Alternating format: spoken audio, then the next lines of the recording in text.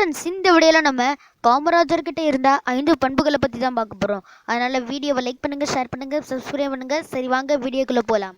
காமராஜர் ஒருத்தரை ஒரு தடவை பார்த்தா போதும், அவரை எத்தனை வருஷம் கழித்து பார்த்தாலுமே காமராஜர் மிக துல்லியமாக ஞாபகம் வச்சிருப்பார்.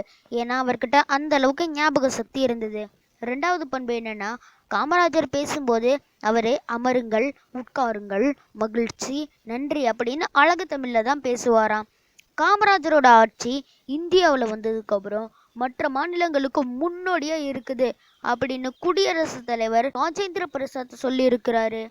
காமராஜருக்கு கோபம் வந்து விட்டால் அவ்வளவுதான், திட்டி தீர்த்து விடுவார். ஆனால் அந்த கோபம் மறுநிமிடமே பனிக்கட்டியாக கரைஞ்சிடும்.